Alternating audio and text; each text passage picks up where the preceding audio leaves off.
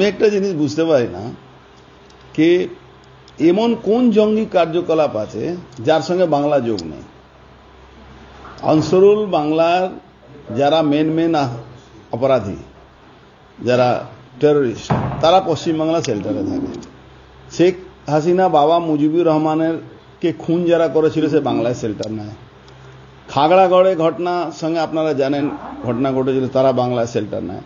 যতগুলো অপরাধী মুর্শিদাবাদ, মালদা, দক্ষিণ চব্বিশ পরগনা, উত্তর চব্বিশ পরগনা, কাশ্মীরে জঙ্গিরা এখানে থাকে। তো পশ্চিমবাংলা হলো জঙ্গি আর টেরোরিস্টদের জন্য সেফ প্যাসেজ।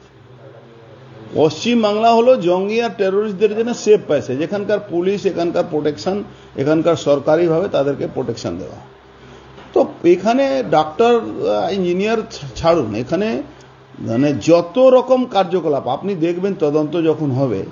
এই যে অ্যামোনিয়াম নাইট্রেট পাওয়া গেছে, এই অ্যামোনিয়াম নাইট্রেটের মেন রিসোর্সটা তো বাংলাদেশ আর নেপাল থেকে বাংলা, পশ্চিমবাংলা আসে, এখান থেকে সব জায়গায় যায়। এটা কোনো নতুন ব্যাপার না। এটা নিয়ে পশ্চিমবাংলা এখন ন্যাশনাল থ্রেট হয়ে গেছে। মমতা ব্যানার্জি কেন যে এখনো এই সরকারটাকে এগেনস্টে কোনো অ্যাকশন নেওয়া হচ্ছে না, এর একটা বড় ব্যাপার আছে। কেন এদেরকে অ্যারেস্ট করা হবে না?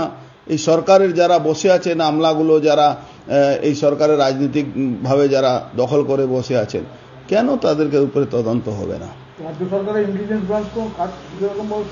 রাজ্য সরকারের ইন্টেলিজেন্স ব্রাঞ্চের কাজ হলো রেপ হলে আসামিকে বাঁচাবো, খুন হলে আসামিকে বাঁচানো।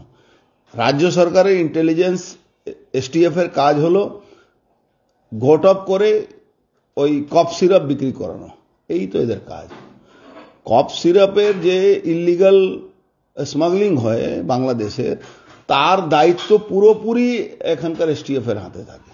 কে করবে, কে নিয়ে যাবে, কোন রাস্তা দিয়ে যাবে, কোন থানায় তাদেরকে শেল্টার দেওয়া, ও সব এরাই করে। পুরোপুরি নিষ্ক্রিয়।